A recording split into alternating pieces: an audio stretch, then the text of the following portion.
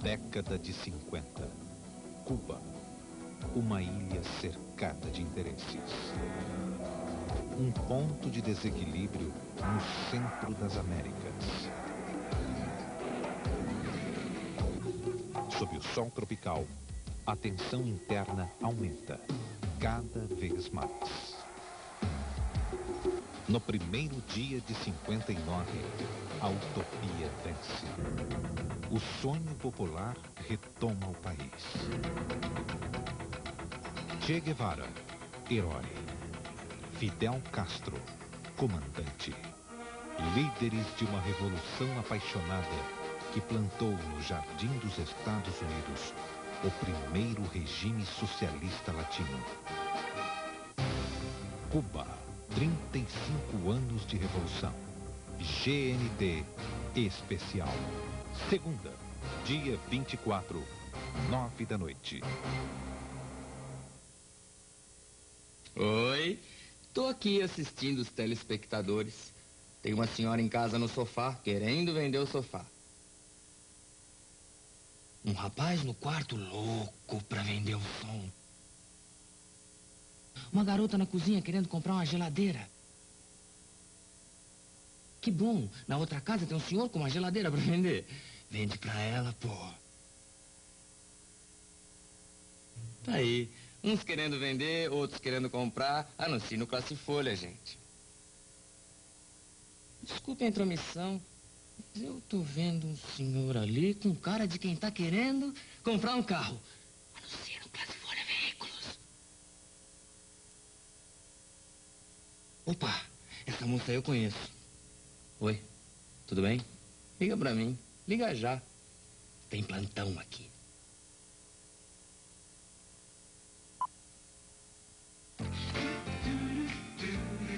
Sabe quem assina as novas tendências da moda? Você.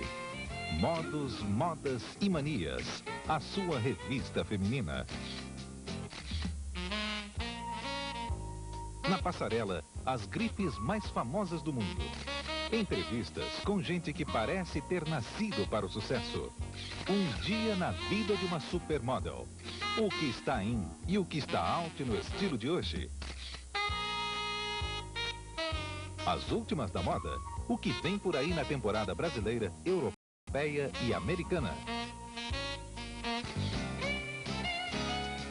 Modos, Modas e Manias.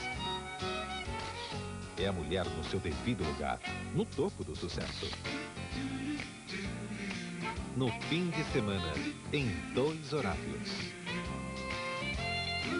GNT, marca de informação que nunca sai de moda.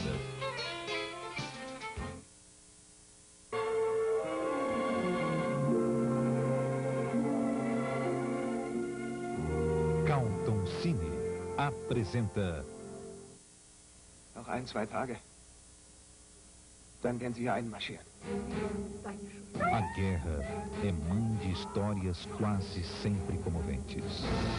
E a saga de Salomão Perel não é só emocionante. É tão absurda quanto a própria guerra. Fugitivo da ocupação de Hitler, ele é um judeu, adotado por engano pelos nazistas como exemplo da raça alemã. Bist du bereit, unserem Führer Adolf Hitler den Treueeid zu schwören? Das jüdische Blut hat eine völlig andere Zusammensetzung als das unsere. Um menino no fogo cruzado das ideologias, servindo aos próprios carrascos para se agarrar à vida.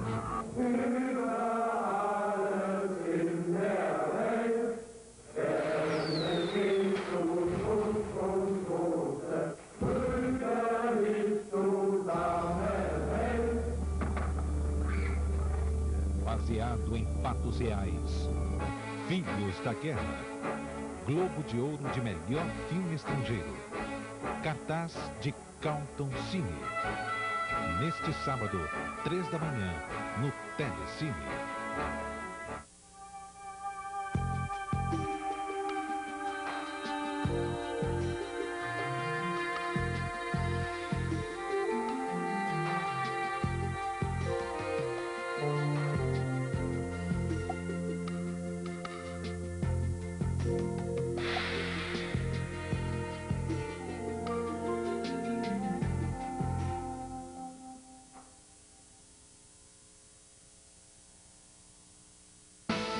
Depois da América do Norte e Europa, chegou a vez do Japão invadir o Brasil. GNT apresenta NHK News. Fique de olhos bem abertos para o que está acontecendo no outro lado do mundo. NHK News. Tradições milenares e alta tecnologia. Os contrastes fascinantes do Japão. Todo sábado, 7 da noite. Exclusivo GNT.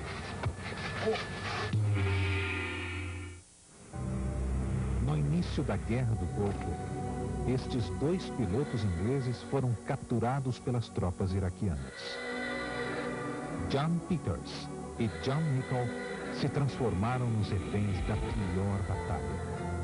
A da resistência à tortura, à dor, à humilhação.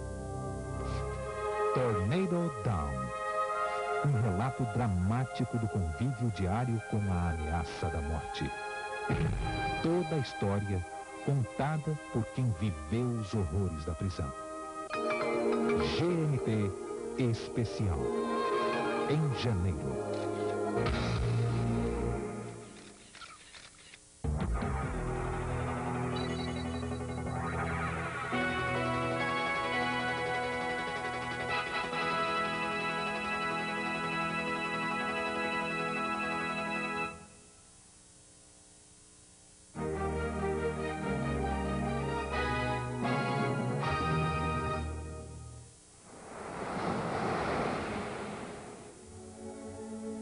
They called Aristotle Onassis the Greek tycoon. He built an empire worth $500 million by seizing opportunities no one else saw or dared to grab. He tried to buy Monaco. He almost cornered the Saudi oil market. He owned the world's most opulent yacht.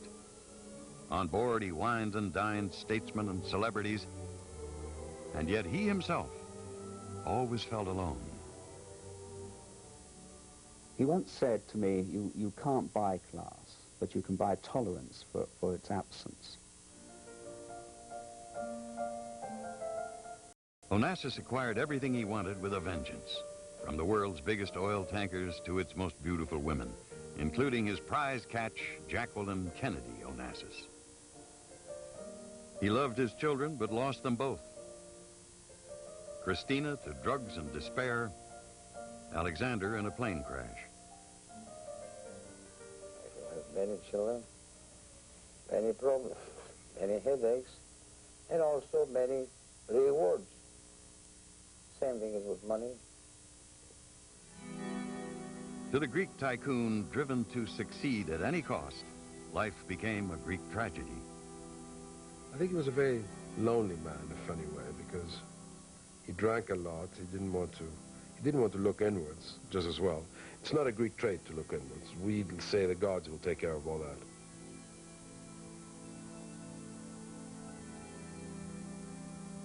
Onassis was born not in Greece, but in Turkey, in the old port city of Smyrna, and his character as an outsider and opportunist was formed by his traumatic early years here. The Onassis family ran a successful business exporting Turkish tobacco, prized for its delicate leaf. Onassis was treated coldly by his father, but his mother indulged his every whim. He was a spoilt kid. And in 1922, the Turks came to Smyrna and they sacked the city. Onassis witnessed many atrocities as Smyrna was reduced to rubble. His uncle was hung, his father was imprisoned. To gain favors, he had a homosexual liaison with a Turkish officer, a fact he revealed to his biographer, Peter Evans. He fell in love during this time with a young Turk lieutenant. He admits that. Now, whether he did fall in love with this young Turk lieutenant and had a homosexual relationship with him because it was love or because it was to get what he wanted, he would do anything to get what he wanted. And what he wanted from the Turk was a free pardon for his father. Seeing his family reduced from successful merchants to homeless refugees made a lasting impression on the young Onassis. He vowed that he would never, ever be poor again, that he would never be put into a position where people could do that to him and to his family. And I think that was a driving force. Had an enormous impact on him. He never, ever forgot it. After he smuggled money to his father, Onassis was forced to leave Smyrna in 1923. On Greek soil, for the first time, he engineered his father's release from prison. Then he set off for Argentina to seek his fortune. Onassis had only $60 in his pocket when he reached Buenos Aires. When he left a decade later, he was a millionaire. He found angles to make money just running a switchboard. He discovered that he could listen in on telephone conversations between businessmen who were making deals. With enough luck, he could get information in which he could play the markets. With his first earnings, he bought some expensive clothes and joined a chic rowing club. He worked at night and hung out all day at the club, making valuable contacts. He traded in tobacco and boosted sales by sabotaging the shipments of rival firms. Onassis also made money selling currency on the black market, but with the depression lifting, he moved aggressively into a new field, international shipping. On a cruise in 1934, he fell in love with Norwegian shipping heiress Ingeborg Dedekind. And she looked like Garbo. She was the most exquisite, wonderful, sexy-looking woman. And Onassis naturally fell in love with her the moment he saw her. And it says something for his own sexuality that by the time the boat arrived in Europe, she took off with him. Onassis traded on Inge's connections to build a tanker so large many thought it wouldn't float. But in 1938, his ship went into service carrying oil for another tycoon, J. Paul Getty. His bold gamble on supertankers was the catalyst for his success in shipping. By World War II, Onassis was worth $8 million, and photos from his Long Island retreat suggest a carefree life, but he was working around the clock to maximize his vessel's profits from the war. With Inge, he appeared happy, but he was known to beat her on occasion when he was drunk, and he cheated on her every chance he got. Hollywood stars Veronica Lake, Paulette Goddard, and Gloria Swanson were a few of his conquests. With heiress Geraldine Spreckles, he didn't get far. They were engaged, but she broke it off a week before the wedding. Then Onassis set his sights on Tina Livanos, the 17-year-old daughter of a member of the Greek shipping establishment. Stavros Niarchos, a shipping upstart like Onassis, also was courting young Tina. The competition for her hand marked the beginning of a lifelong rivalry between the two men in their businesses and their personal lives. Onassis and Niarchos were both outsiders. And in Greek society, they were referred to as the parachutists because they dropped in from nowhere. The men were friendly with both Tina and her older sister, Eugenie. The earthy Onassis charm won over Tina, leaving Niarchos in second place with Eugenie. Onassis and Tina were married in 1946. It was a wedding of convenience as well as love, as the keen social observer Taki, a longtime friend of Onassis, explains. She was madly in love with him, and he was, yes, she was in love. You know, as much as a Greek male falls in love with his wife. We don't allow women to take themselves as seriously as they do in America. You provide for the wife, and she shops. With the end of World War II, Onassis bought 16 Liberty ships from the U.S. through an illegal dummy corporation. Shady ploys were standard operating procedure for the man who would stop at nothing to get what he wanted. Refitting the vessels for oil made him millions, but later would come back to haunt him. In 1950, Onassis moved into the whaling business by converting idle tankers. Laws governed the hunting of whales, but he ignored them. He was whaling out of season, for example. He was going after baby whales, which was totally illegal. But Onassis loved it. I mean, he would take friends on his ships for whaling expeditions, and they would, you know, watch this bloodthirsty, awful, gory sport. When Onassis was charged with ecological butchery in 1956, he simply quit whaling and sold off his boats to the Japanese for far more than he paid. As a businessman, Onassis was no better or worse than average. But you have to remember, he had had the foresight to position himself to take advantage of a single blinding insight: oil. Oil was now the West's main source of energy in the post-war era, and shipping it would earn Onassis the bulk of his fortune. One of his new tankers was named for Tina Onassis, launched with Tina and his children Christina and Alexander on hand. Onassis enjoyed huge profit margins because he kept his expenses low. By registering vessels in third world countries, he avoided high wages and high taxes. He was one of the pioneers of this dodge, and he once defended the practice in typical unapologetic fashion in a BBC interview. Well, because Liberia and Panama gives us what the British flag used to give before 2 wars. In other words, free enterprise, initiative, no restrictions, and the fundamental principle was the good old law of supply and demand. Flags of convenience were also flown on the ships of Niarchos, as his rival copied his tactics at every turn. Tina's sister Eugenie was now married to Niarchos, but it was a wedding Onassis forbade Tina to attend. With his personal wealth now better than $200 million, Onassis cast his eye on the Principality of Monaco on the Riviera. From his newly acquired luxury yacht, he decided to make Monaco his passport to fame and respectability. All he had to do was buy it.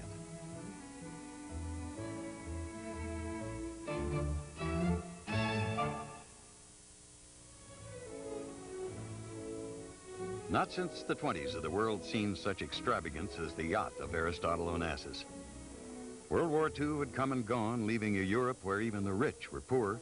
And yet here was the Greek tycoon spending $4 million to transform the Christina, named for his daughter, into an opulent home for his family and a place to show off his new wealth. The staterooms had fireplaces of lapis lazuli. The pool, with a bottom that rose to become a dance floor, was lined with mosaics from Greek mythology. Its 9 luxury suites sparkled with Venetian mirrors, sienna marble, solid gold fixtures. The personality of Onassis was in every detail. In the bar, magnetic replicas of his fleet allowed guests to play at being the world's most famous ship owner. While bar stools made from the foreskins of whales exemplified the owner's taste for the outrageous. With 3 chefs in the galley, French and Greek dishes were always available. But a yacht was no place to raise kids. Christina became painfully shy and once refused to speak for months. Alexander was often surly and threw violent temper tantrums. On this boat they called home, the self-centered lives of Onassis and Tina left their children stranded, emotionally and otherwise. Onassis seemed to believe, of course, that if you showered people with presents, children with toys, that this was an expression of your great love. And he felt powerfully about this. Christina and Alexander had everything except the presence of Onassis and his wife Tina. They were the most awful parents. They were usually absent. The children grew up on the Christina with the sort of sailors as buddies and nannies. But you need your parents to be there. And Tina was too social, and Onassis was too busy with his business. They loved their parents. That's the extraordinary thing. Christina loved Onassis, although he was a lousy father. Alexander was treated miserably by his father, and yet loved him until the day he died.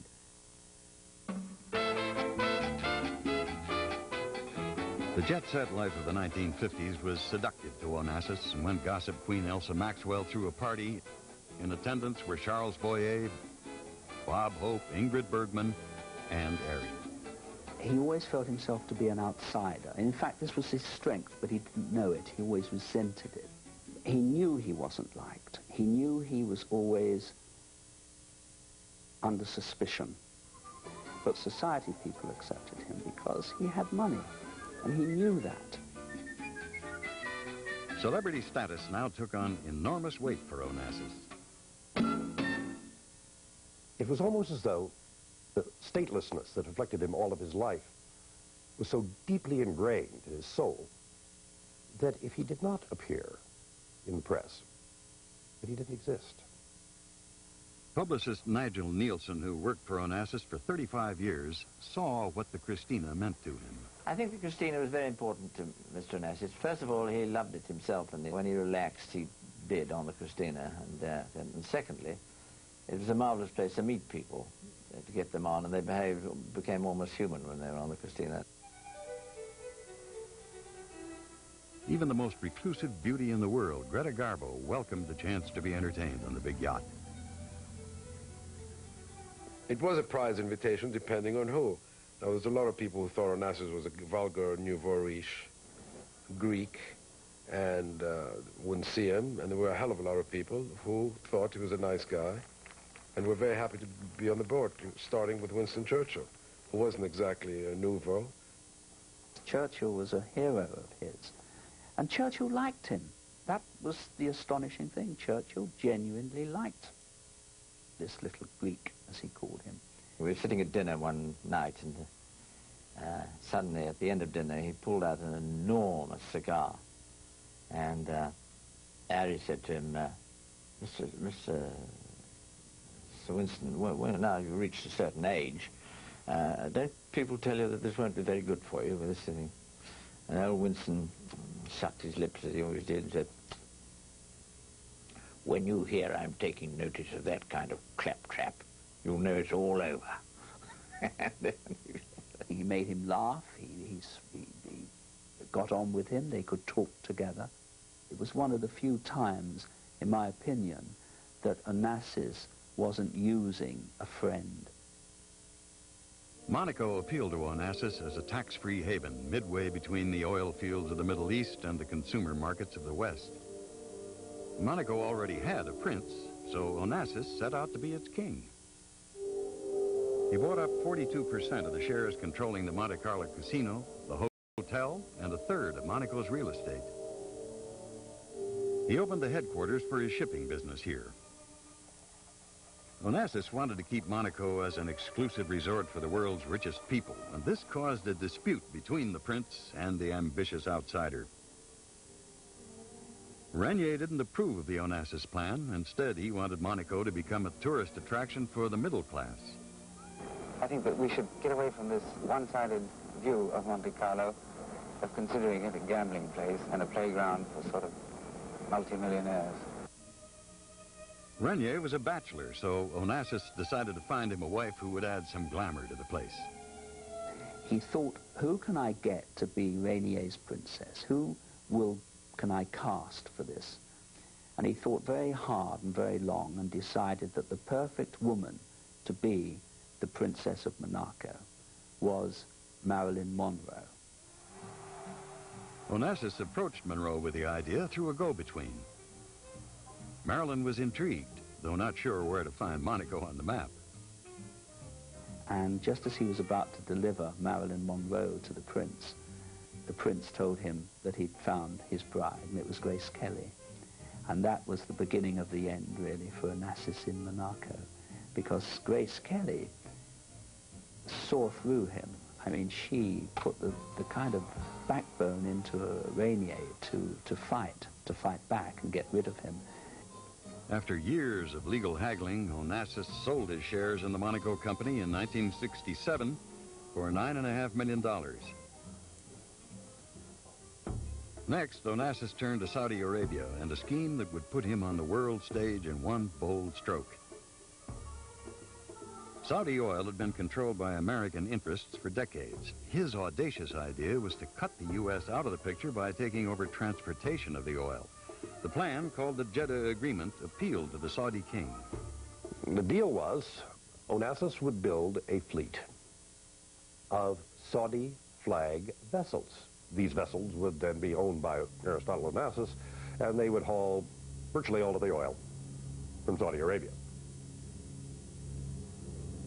Nigel Nielsen was hired to try to change the image that Western oil companies had of Onassis. He said, no, well, I tell you what, you're my guest, so I'll tell you what I think they think about me. And I said, all right. He said, well, they think I'm a Greek shit with too much money, don't they? So I roared a laugh and said, absolutely dead right, and far worse. How to better this image was the problem. A lot of the American companies, etc., were being very angry about it because he was going to carry most of the oil out of Saudi Arabia. And I said, well, this is fine. We'll have the launching the ship. See if we can get the king to launch the ship. And then he'll invite everybody, and all the other people will have to come to your party, although they don't want to. And you'll meet them and talk to them, and they'll know what's going on. The Jeddah Agreement was terribly important to Onassis because this would have made him, without any doubt at all, one of the most powerful men in the world. Onassis ran into the first roadblock to his plan when the U.S. indicted him for buying the Liberty ships years before. Onassis flew to New York and confronted his accusers. Very funny. They put him in the holding tank for a while, where he charmed the drunks and street muggers who were with him, told them stories of his seafaring days and all the rest. Appeared before the judge, posted bail, and eventually compromised. He agreed to form an American shipping company. But the fatal blow to the Jeddah Agreement came behind the scenes as the Eisenhower administration put pressure on the Saudis not to work with Onassis. A CIA coup had brought the Shah to power in Iran. King Saud was warned that unless he reneged on the deal with Onassis, he might see a coup in his own country. The king was back in the American fold within a year, and the Jeddah Agreement was dead. Events favored Onassis anyway, as anti-Western riots broke out in Egypt and Colonel Nasser seized the Suez Canal. When French and British forces attacked the canal, Nasser responded by sinking the ships in it, shutting down the world's most important petroleum route. Overnight, gas lines formed as supplies vanished and world oil prices shot from $4 to $60 a barrel. Onassis was the only major ship owner with tankers to take oil a long way around Africa. Riding this bit of luck, the Greek tycoon raised his rates and made $80 million in 6 months. Onassis bought the island of Scorpios, as he could well afford to do at this time, for by his own estimate, he was now worth $300 million. He was still running Olympic Airways, the airline he first took over from the Greek government in 1957. It was one of the smallest of the 70 companies in his sprawling empire, but being the only individual to own a national airline was special to Onassis. It appealed to his ego and to his pride as a Greek. All those Greeks who were born or who had Turkish blood in them, they wanted to be more Greek than the ancient Greeks. So there was a tendency to dramatize. The theatrical side of the Greek people was played up in the ads for Olympic. Just one thing we ask you, please. No dancing in the aisles.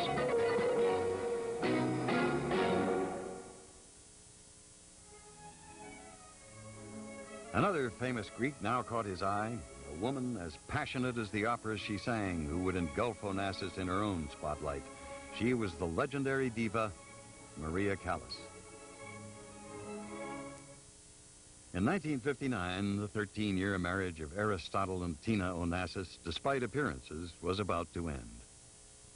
Tina was growing increasingly unhappy, as a matter of fact. Onassis, if he thought about her at all, thought of her as an ornament and as the mother of his children. As a human being, Tina did not qualify as such in Aristotle Onassis' imagination. She was a possession. It didn't work out because Tina was very rich in her own right, and they lived in a sort of a glitzy environment. She went skiing in the winter. He didn't like to ski. He liked to sit in his boat and drink and go out. So marriages like that tend to not to last too long. Maria Callas was opera's most celebrated figure, with fans who thought nothing of waiting all night in the cold to hear her voice. She's a real star in every sense of the word. She's a great actress. She's a great singer. She's a fabulous personality, you know? Married to her impresario Giovanni Menenghini, Callas soon won another admirer. Onassis invited the Menenghinis for a sail. which included a nostalgic visit to his homeland of Smyrna. A guest list with Winston Churchill on it was impressive to Callas, but it was the chemistry between Onassis and herself that made the trip memorable. Within a month, both Tina and Maria filed for divorce from their spouses as life imitated opera. Menenghini reacted like a typical Italian. He cried, he screamed, he became hysterical, threatened to commit suicide, and then did absolutely nothing but asked for some money from her, which he got. The world's two most famous Greeks began a torrid love affair that dazzled cafe society, made spicy reading in all the tabloids, and proved once again that love is blind.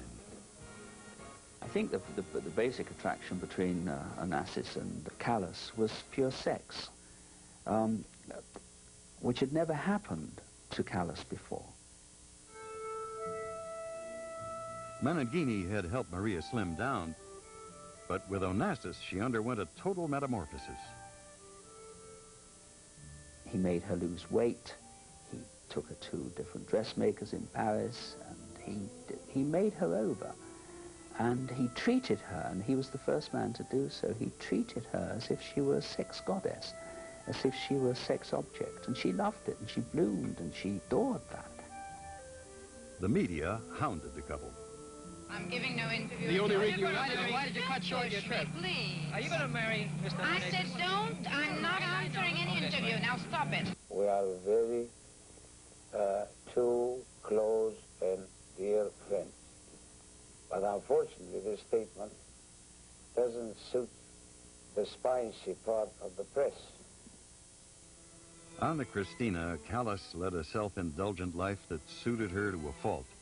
In spite of his disapproval, she began to neglect her singing, skipping practice sessions and even performances. The more she withdrew from her operatic career, the more disenchanted he became. He got a bad rap. It came out that he sort of dropped her after he used her. She was finished anyway. She didn't want to practice. She didn't want to rehearse. She had worked hard all her life. Why the hell should she continue working for glory when she was very happy with Onassis sitting on the boat? And this, ironically, was what destroyed the relationship, because she was part of this need for Onassis to have the best of everything. They had big tempers, both of them, as Greeks tend to do. We were once in a nightclub in Monte Carlo. Everybody was enjoying themselves, and someone said, "Tell me, Maria, does Ari ever make love to you anymore?" And she turned around and said, "Never," but in a jocular mood. And Onassis lost his temper, and he said, "Messena pote me alis poli," which means, "With you, never, with others, a lot." A year later, when Maria became pregnant, Onassis insisted she have an abortion. His commitment to her was nearing an end.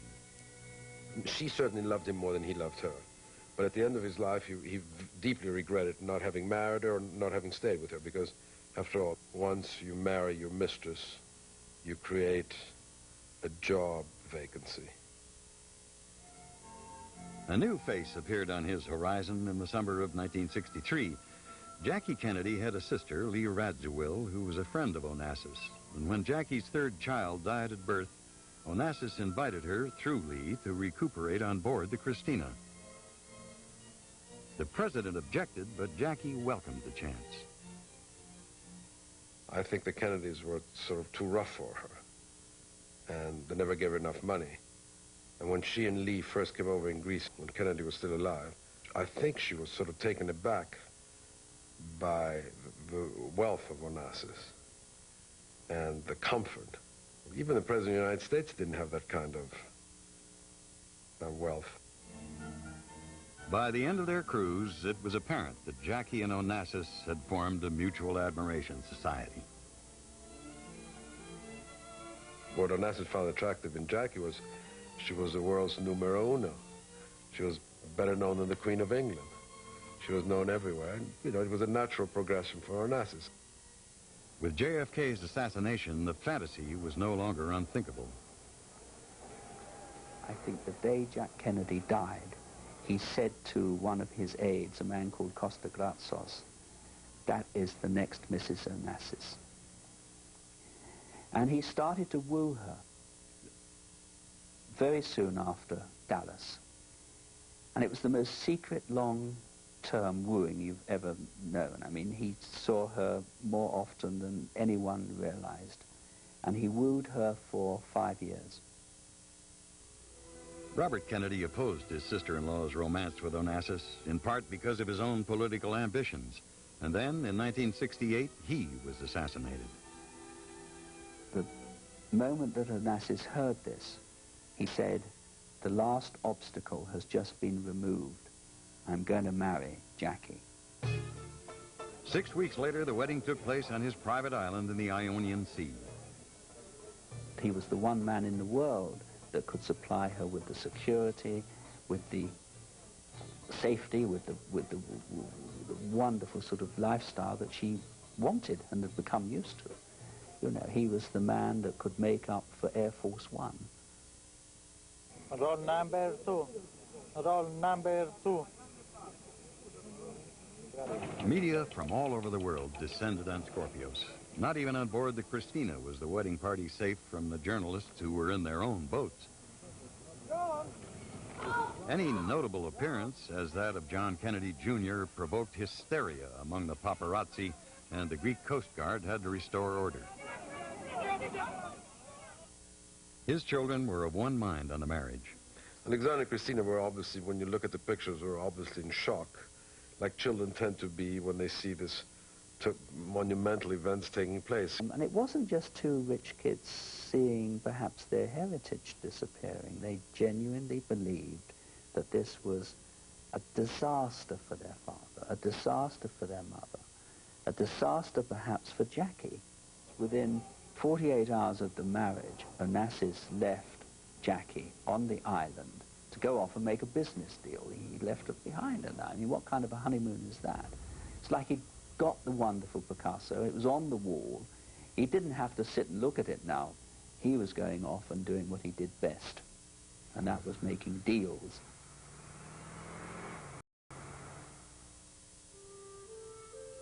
When his new bride turned 40 in 1969, Onassis presented her with a 40-carat diamond. His son declared, "It's the perfect match. My father loves names and Jackie loves money." But Onassis entered the marriage with sincere hopes for happiness, as did Jackie. And at least in the seclusion of the Christina, there were early signs of domestic tenderness. Like most newlyweds, Onassis and Jackie enjoyed smooth sailing through the honeymoon phase of the marriage, perhaps unaware of how different their personalities were, or because opposites really do attract, at least for a while. But soon their incompatible makeups would lead to conflicts and prolonged separations. She was more intellectual than he was. His idea of a good time was to sit around with his buddies and a drink. Her idea of a good time was to sit around with artists and writers and discuss the human condition, I guess. To that extent, she was much better than he was. The shopping expeditions of Jackie O became legend. Women's Wear Daily dubbed her God's gift to retail. Onassis could foot any bill, but he resented it when she couldn't stay within her monthly allowance of $30,000. With her own children, Jackie was a devoted mother, but Onassis noticed she made no effort to reach out to his son and daughter.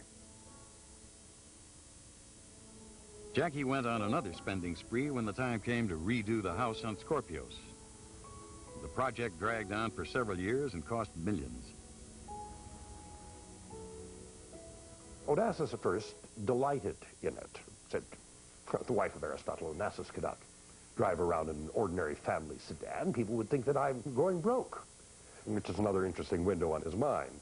He thought of Jackie's spending habits as a reflection of himself.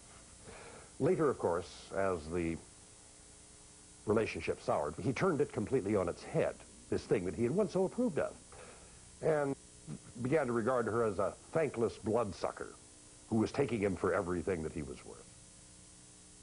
No matter how rich you are, you somehow start to feel that, God, haven't I got anything else this woman wants except my money? He called her a cold-hearted, shallow woman. which it certainly is not shallow. If anybody was shallow in that relationship, it was him, because he cared only about business, and that's it. Renewing his affair with Maria Callas, Onassis was photographed with her at Maxime's in Paris in 1970. Furious, Jackie flew to Paris the next day to be photographed with her husband in the same restaurant. Family events began to slip from the grasp of Onassis. No longer shy, Christina was a willful young woman with money to indulge her tastes. Christina was always terribly aware of being the daughter of the Greek tycoon. She reveled in it. She loved it. She spent Harry's money almost as fast as Jackie Kennedy spent his money. At 19, and much against her father's will, Christina married a divorced older man from Los Angeles, Joseph Bolker. Onassis immediately blocked the $75 million trust fund he had set up for her to receive at age 21. Then Christina's mother, Tina, married the enemy of the family, Stavros Niarchos, a man Christina hated and feared. Feeling pressured and betrayed by both her parents and not happy in her California marriage, Christina took an overdose of pills, not the first time she had so reacted. When she recovered, she began divorce proceedings.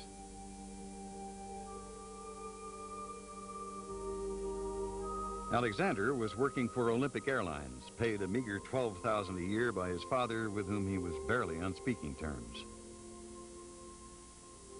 He almost did everything to destroy his son himself. He never helped him. He was jealous of him. He was jealous of his youth. He was jealous of his independence, because the kid was creating an independence for himself. He was jealous of his son's relationship with Fiona Thiessen. It was Fiona, a former model 16 years older than he was, who encouraged Alexander to get closer to his father. She got them to talk to each other. Toward the end of Alexander's life, and the relentless prodding of Fiona Thiessen, at long last, father and son were able to sit down and have a reasonable conversation like reasonable men, which is why Alexander's death is all the more tragic on all these counts. Alexander died from injuries after his plane crashed on a routine flight in 1973. The shock of his death and his father's unresolved feelings toward the boy nearly destroyed him. Onassis was utterly devastated, to a degree that astonished the people around him. They couldn't believe that this man had that much love in him for anyone, let alone for his son. Could you tell me, sir, how you feel about this? Well, like any other human being, I'm not anything special or exceptional. Like any father would feel, he was a nice boy. He was a promising boy and a good boy. Particularly in the difficult days that we live. After the loss of his son, the confident public facade of Onassis began to crumble. His shipping business was booming, his fleet now generating monthly profits of $10 million.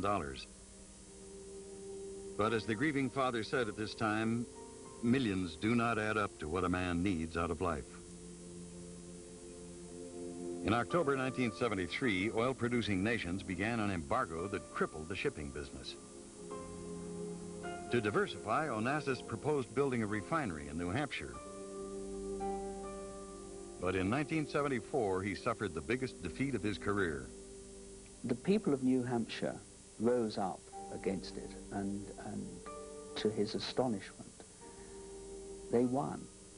And in fact, people around Onassis believed that the defeat of the New Hampshire refinery was part of what brought on his illness. Christina took her father to a New York hospital where his condition was diagnosed as myasthenia gravis, an immune system disorder. One symptom was droopy eyelids, which Christina taped open with Band-Aids. Although unwell, Onassis flew to Athens at the end of 1974 when a new Greek government sought to repossess Olympic Airways. Planes were grounded as he negotiated with hostile officials. In the end, he lost the airline and what remained of his health. He returned to Paris after a painful attack of gallstones, facing the prospect of major surgery. At her father's side, Christina would never forgive Jackie for failing to be with her husband during his recent crises. Onassis entered the hospital in February to have his gallbladder removed. After the operation, the press gathered on the kind of watch usually reserved for statesmen and movie stars. Onassis seemed to be making a slow but steady recovery when his heart gave out. He died at the hospital on March 15, 1975, at the age of 75. The next day, Jackie arrived to take her husband's body to Greece for burial. The will Onassis had made out a year earlier listed Christina as his principal heir to receive all the assets of his far-flung empire. But under Greek law, Jackie, as his widow, was entitled to a percentage. Settling of the will would be the subject of long and bitter negotiation. One of the most bizarre scenes at Onassis' funeral, I suppose, was the presence of Teddy Kennedy. And Christina Onassis knew that Teddy Kennedy was there for a purpose, and that purpose wasn't to grieve for her father. And they were in the car when Teddy said to her, "I'm terribly sorry about your father. I want you to know that we're all very sad. But there's one thing that we must talk about. We must talk about the money." She just exploded in that tiny car, and she said, "You go, and I'll get another car." She got the car behind. She got into the car behind. She wouldn't travel anymore. She never spoke to him again, ever.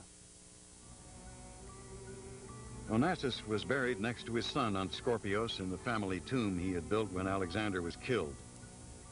Greek peasants, Kennedy clan members, and boatloads of media people gathered to watch the most famous Greek of the 20th century put to rest.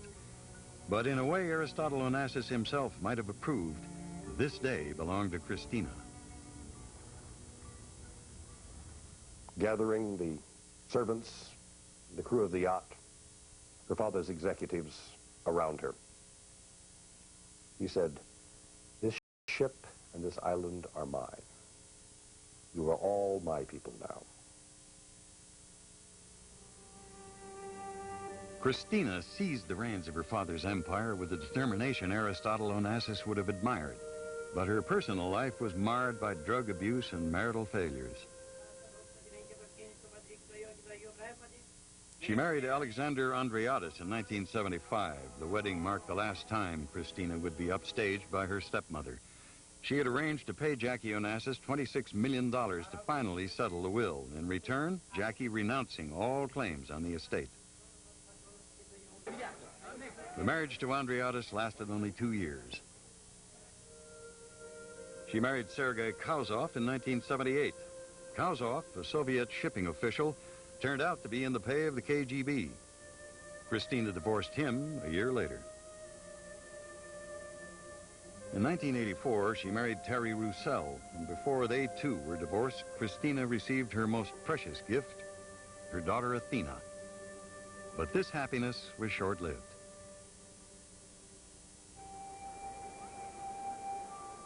In 1988, Christina died suddenly at the age of 37. It was surmised that years of drastic weight changes and her use of amphetamines had proved too much for her heart. Roussel, who soon married his longtime mistress, was named one of 5 to manage the estate until Athena turns 19 in the year 2004. In the person of one small child, the $500 million legacy of Aristotle Onassis lives on.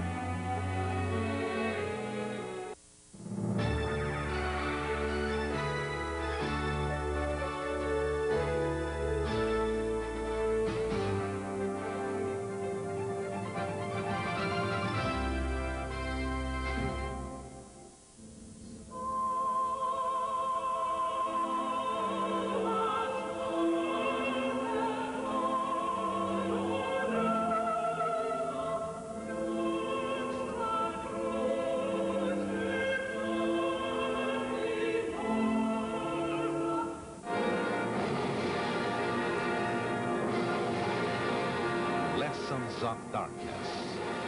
A visão do cineasta alemão Werner Herzog sobre o lado mais negro da guerra. Lessons of Darkness. Os efeitos que o fim da guerra não apagou. GNT Especial. Segunda, dia 17, 9 da noite.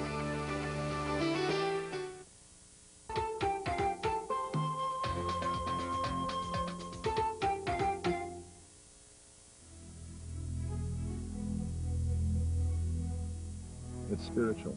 It's breathtaking. It's sort of a privilege to be here, I think. I like looking and knowing that it's just the way God has made it. For many people, a visit to one of America's national parks is an inspirational experience.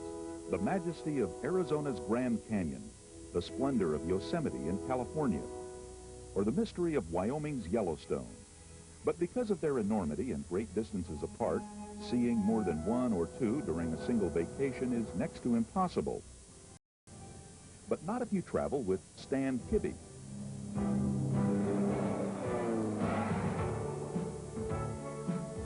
It's sort of like taking a limousine and flying it.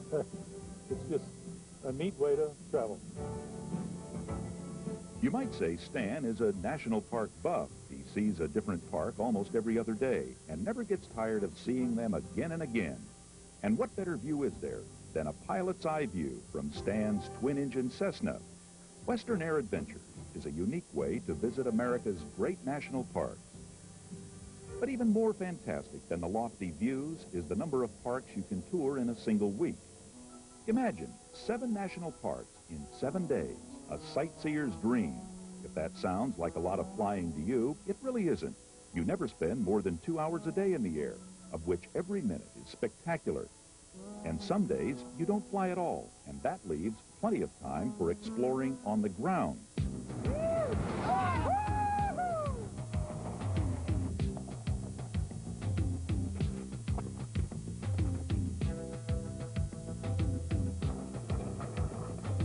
I like the scenery.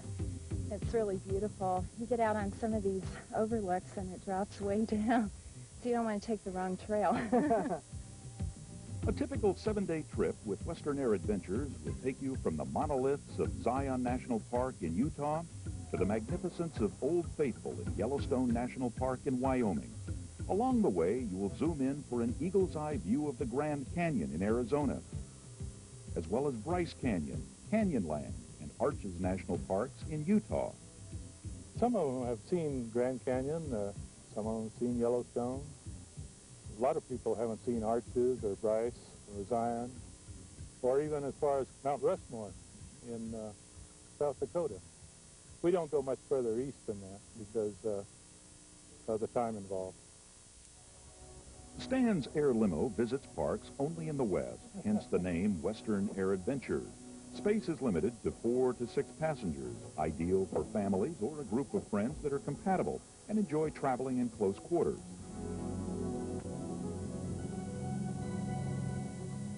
And if you prefer to see Yosemite instead of Yellowstone, that's fine with Stan.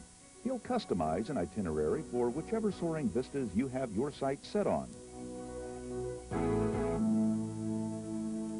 Whether you're cloud hopping above the Grand Canyon or skimming the peaks of the Grand Tetons, a Western Air Adventure will lend a whole new perspective of this country's wondrous landscape.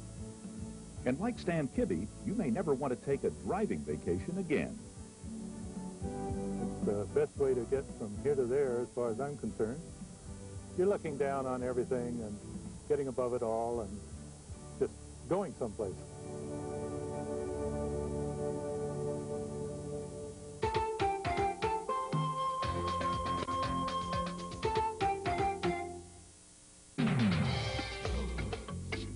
As maiores reservas ecológicas do planeta têm espaço reservado no GNT. Zoo Life. O mundo animal como o mundo nunca viu antes. Um espetáculo de vida selvagem. O constante alerta contra a extinção de várias espécies. Zoo Life. sucesso absoluto em 157 emissoras de TV norte-americanas.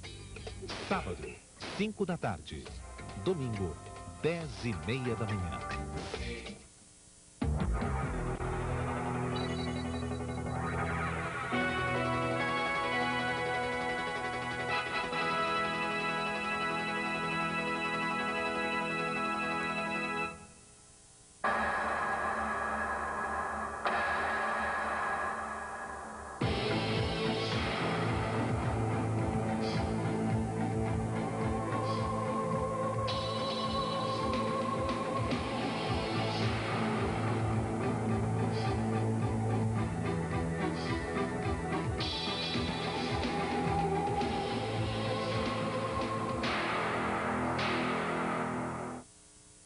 Elle nous donnait notre courrier d'abord. Ah oui, c'est ça, on l'envoyait tous les jours. On l'envoyait le matin, dans la journée.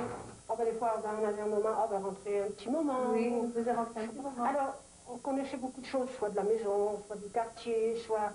Maintenant, on ne sait plus rien. Absolument rien. Puis cette porte murée, là, on a eu du mal à s'y faire. Tais-toi, Riquette. Tais-toi, ma mère. Allez, tiens, prends le courrier, ma fille. Allez, voilà. Là. N'arrache pas le courrier, Riquette. Hein. Vous pourrez le reprendre, madame. Vous pouvez l'appeler, alors. Comme chaque matin, à 10h tapantes, Madame Martinet s'attaque au courrier. 62 ans qu'elle monte et descend les étages 3 fois par jour. Hein? C'est pas là encore? Qui? Le laveur de carreaux? Non, non. Ah bon? Non, il n'y a qu'un homme qui me suit, vous voyez, il me suit à pas à pas, madame. Eh bien. Pas à pas. Bon, il est pas Attendez, arrivé. madame. Si j'ai bien compris, il n'est pas arrivé encore. Hein? Comment? Il n'est pas arrivé encore, alors. Ah non, non, non, il n'est pas arrivé, vous voyez. Bonjour, madame.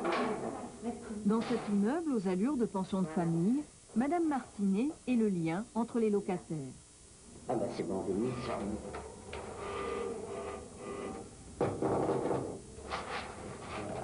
Voilà, voilà. C'est moi, hein, madame. Doucement. Voilà, je suis bien. Voilà. Qu'est-ce que c'est?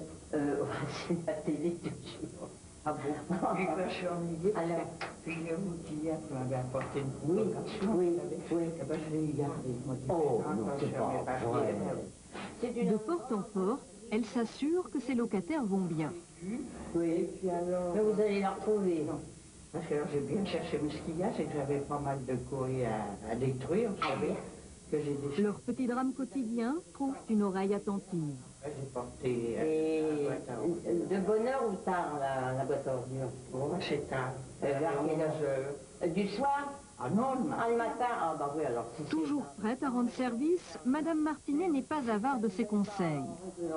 Si, relever la date. Oui, je sais plus s'il faut leur répondre ou pas. Mais non, c'est eux qui vous envoient, mais c'est pas à vous de répondre.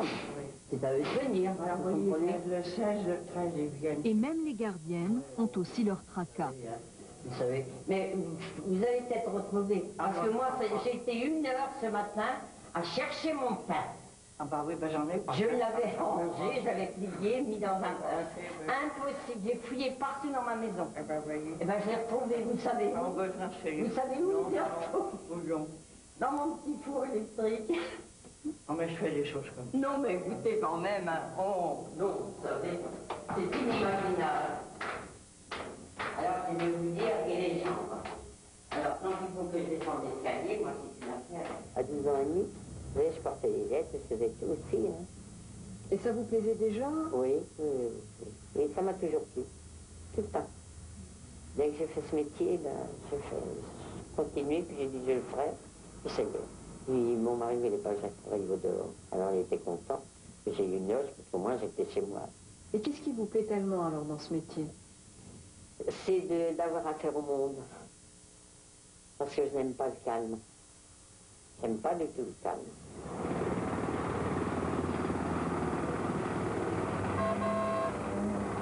Dans le quartier, on l'appelle Charlie. Il connaît les Champs-Élysées comme sa poche. Pensez donc, 40 ans qu'il est gardien dans un immeuble d'une petite rue voisine. Charlie, de son vrai nom Charles Rogal, c'est la mémoire du quartier. Il revoit encore les voitures à chevaux, les clubs de jazz, les petits artisans. Au fil des années, les promoteurs ont tout chamboulé. Avant, ici, j'avais un bottier. Toutes les vedettes de cinéma venaient se faire choses comme ici. Il y avait beaucoup de modèles. Beaucoup de modèles. Hein. Non, ça a changé un petit peu partout. Maintenant, il n'y a plus d'habitants. Au fur et à mesure que les bureaux se montent, tout ça, c'est un changement maintenant. Le soir, il n'y a plus de personnes, il n'y a plus d'habitants.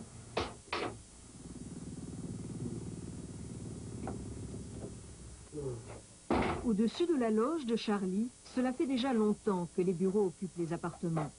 Les secrétaires, les comptables ont remplacé les mères de famille ou les jeunes couples. Jusqu'ici, les bouleversements du quartier avaient épargné Charles Frugal.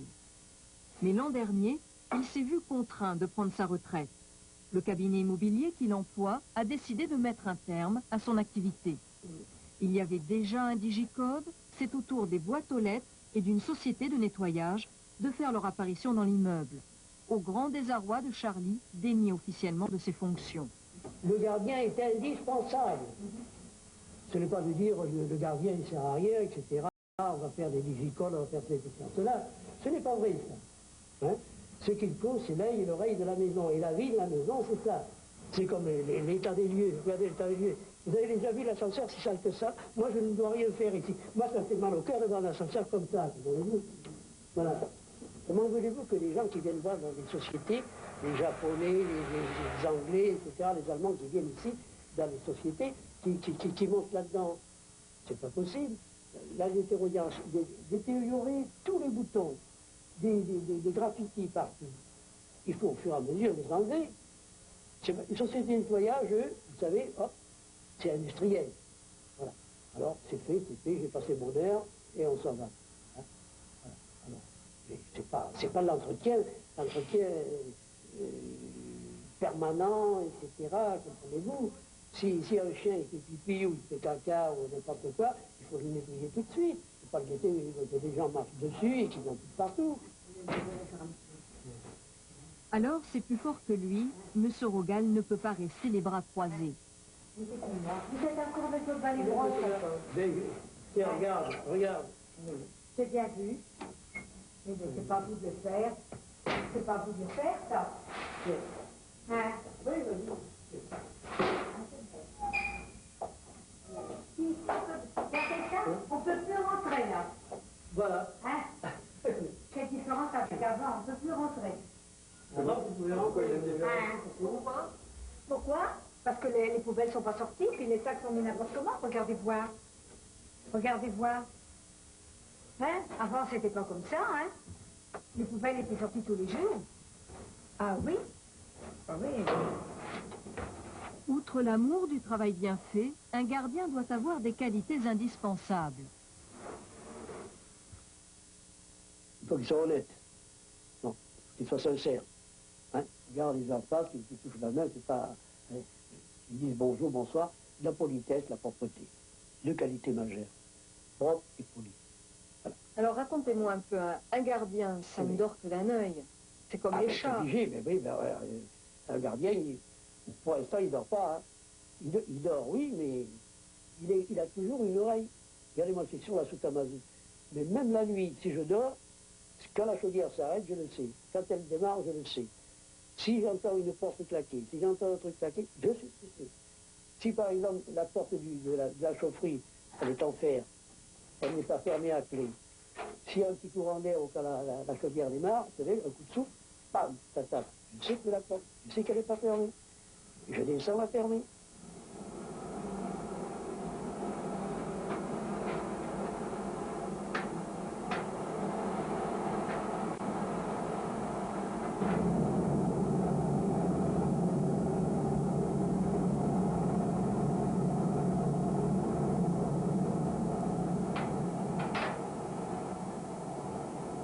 Qu'est-ce qui vous plaît dans cette vie de gardien? La responsabilité, voyez-vous, et le bénévolat. Un gardien, c'est généreux. Ça fait tout pour rien. Ça fait tout pour rien. Des poignées de main de reconnaissance, c'est tout. Alors, malheureusement, maintenant, comme la vie est chère, on ne dit pas de ça. Combien vous gagnez? Ben, 3 000, comme tout le monde, c'est un contrat social. Tous les gardiens, qui est 10 personnes, 20 personnes, etc., la loge, elle est comme ça, elle est comptée en unité de valeur, c'est le contrat collectif de 81, et c'est 3 500 francs, je crois. Vous gagnez 3 500 francs? Oui, pour aller au pique-nique. 3 500 francs par mois, certes logé, mais c'est moins que le SMIC. Pas de quoi faire des folies. Charlie l'ignore peut-être, beaucoup de gardiens à Paris ne gagnent même pas cette somme. Vous avez de la part de Lisbonne? Ben oui. Lorsqu'elle est arrivée à Paris en 71, Gloria pensait que la vie serait plus facile qu'à Lisbonne. Son rêve de jeune fille, c'était de devenir institutrice. Un rêve vite estompé par la réalité. Je suis venue gardienne parce que j'avais... D'abord, c'est difficile à trouver de logement à Paris. Et deuxièmement, comme ça, on ne paye pas le logement et on peut s'occuper des enfants pendant qu'ils sont petits. Comme il y a beaucoup de Portugais dans le coin, on connaît. Le bouche à oreille est l'une des façons d'obtenir une loge. Les petites annonces publiées par les cabinets immobiliers en sont une autre. Elles attirent des dizaines de candidatures, car les loges se font rares. Il est fréquent qu'une même gardienne travaille dans plusieurs immeubles à la fois. Toute la semaine, Gloria trotte ainsi d'une rue à l'autre. Comme je m'occupe de ces immeubles, il faut que je cours un petit peu partout le matin pour remettre les poubelles assez de bonne heure quand même, pour les poubelles ne pas traîner dans la rue. Gare aux contraventions de la mairie si les poubelles sont toujours sur le trottoir, 1 heure après le passage des bennes à ordures. Alors Gloria ne s'attarde pas dans les immeubles, ce que regrettent les locataires. Ça me paraît évident qu'il y ait une gardienne, voire une concierge ancienne mode, parce que les services qui étaient rendus sont inestimables, je dirais. Maintenant, on a des codes, des portes blindées, des portes fermées. C'est une des plus grandes catastrophes de la décennie, là aussi. Parce qu'on peut le mettre en rapport avec plein de choses. Et ça n'arrange pas grand-chose, en fait. Bon, moi, je ne sais pas ce qu'il en est. D'où est-ce que ça vient, cette façon d'évacuer les gardiens et les concierges? C'est une consigne quelque part ou je ne sais quoi. En fait de consigne, c'est plutôt une affaire de sous. L'entretien d'un immeuble coûte cher. Patrick d'Allemagne, administrateur de biens, en sait quelque chose. Et lorsqu'une grosse dépense surgit à l'horizon, les copropriétaires lui demandent souvent de sacrifier la gardienne. Comme ici, un immeuble dans le 17e arrondissement, en plein travaux de réhabilitation. Alors ces travaux-là, ils ont la particularité d'avoir été, pour la plupart, a été financé, pour la plus grande partie, financé par la vente de la loge de cette propriété qui est ici, qui est derrière, qui est maintenant un logement complètement réhabilité. Et c'était la seule solution possible, la vente de la loge? Vous avez pu constater que cet immeuble est d'une catégorie relativement médiocre sur le plan technique, avec des copropriétaires, des occupants qui n'ont pas des moyens financiers considérables. Et quand ils ont eu une obligation de ravalement ici, eh bien ils ont dû voir les travaux à faire et comment les financer. Et c'est à ce moment-là qu'ils se sont dit, eh bien pourquoi ne pas se vendre une partie commune de la loge de façon à pouvoir financer ce qui n'était pas capable véritablement. Vous voulez du racaquin? Ah ben, écoutez pas. Qu'est-ce que c'est que le racaquin? Ah, c'est... Mais j'ai une appellation officielle. Ah, c'est racaquin ou le ratapia. C'est eux qui font. Avec les priorités. Peu à peu, ça a été un travail annexe, le gardiennage d'immeubles. Hein, parce que les prix étaient insuffisants dans les immeubles ordinaires comme le nôtre. Et puis, oui, enfin... Mais comme propriétaire, rien ne vous empêchait d'augmenter le salaire de la gardienne? Oh, je pense que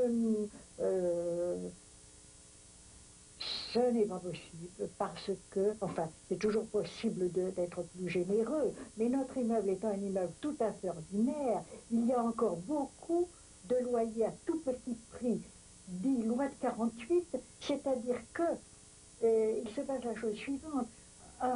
Un 2 pièces que nous rénovons très bien, avec une création de salle d'eau, se loue 4 000 ou 4 500 francs. Le même 2 pièces, sans salle d'eau, se loue 2 000 francs par trimestre, avec loi de 48. Il n'est pas possible de financer davantage un gardien, une gardienne d'immeuble, même si on reconnaît qu'elle le mérite, quand on doit alors... La gardienne, Madame Bourdichon l'aimait bien. Pourtant, après avoir fait ses comptes, elle a choisi de se passer définitivement de ses services. La loge est aujourd'hui louée et personne n'a demandé l'avis des locataires.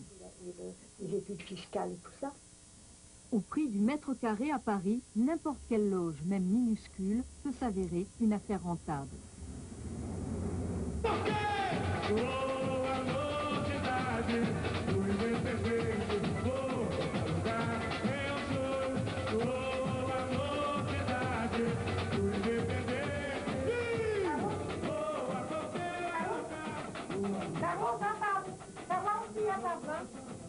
Fini l'époque où la gardienne devait rester toute la journée dans sa loge.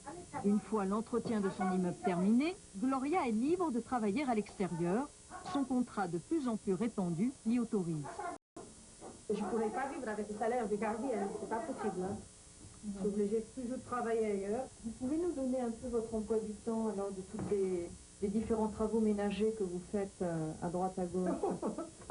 C'est difficile parce que je commence le matin de bonne heure et souvent je finis ici à repasser jusqu'à 11h, minuit, souvent 11h, minuit, je suis encore à repasser. J'ai toute la journée occupée pour les escaliers, pour les immeubles, pour le ménage que je fais ailleurs, pour les personnes que je m'occupe, et pour tout, il y a mon travail ici de la maison. Sans compter les services rendus aux locataires par gentillesse. D'un quartier à l'autre, la gardienne est souvent la providence. Si j'ai besoin d'un bout de pain dès quand j'arrive le soir, le boulanger est fermé, je vais frapper à sa porte, elle me donne un bout de pain. Bon, c'est très bien. J'en ai besoin. C'est tout le monde.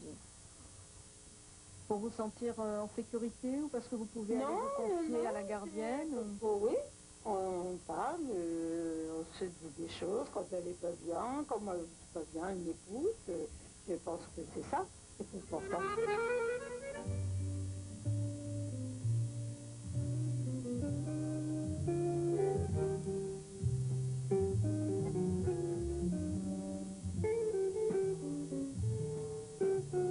Je me vois pas aller parler au gardien. Pourquoi? Ben, je sais pas. Non, je n'irai pas lui confier les problèmes, je crois pas. Seulement pour la plomberie qui est là ou bien les... Les gardiens ne font pas la loi.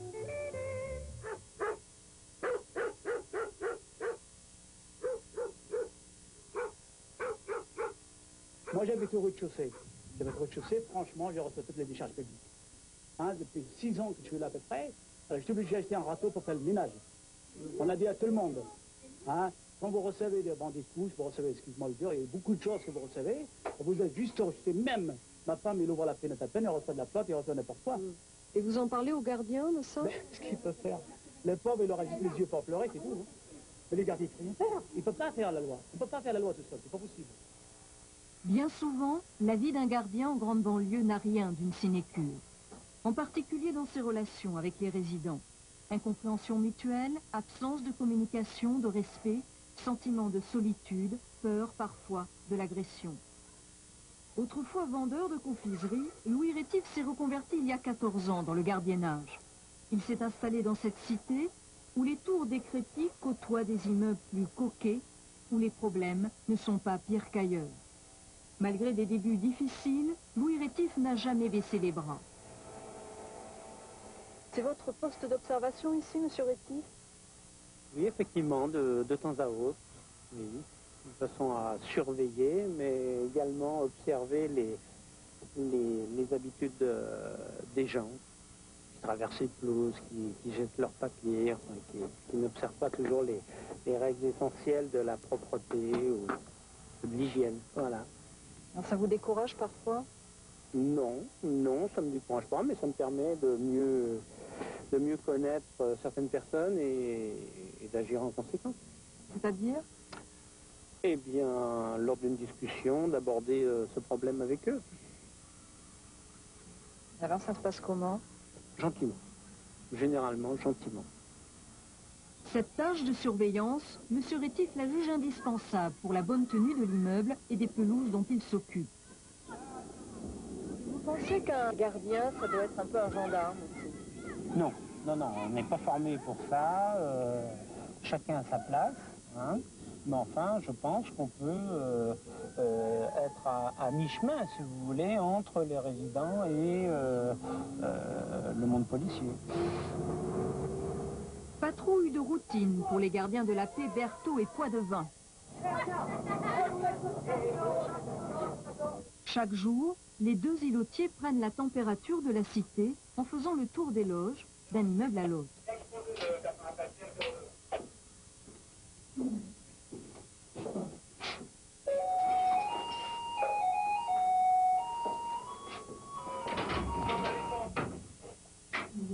Bonjour madame. Il n'y a pas eu de problème? Non. C'est calme? Sans les gardiens, vous pensez que votre mission serait plus difficile? Oui, notre mission serait plus difficile. Ce que je vous dis, c'est beaucoup plus difficile à cerner la population. On ne peut pas connaître tout le monde. Vous savez, sur un îlot de 5000 habitants, c'est pratiquement une petite ville. On ne peut pas connaître tout le monde. C'est grâce à ces gens-là que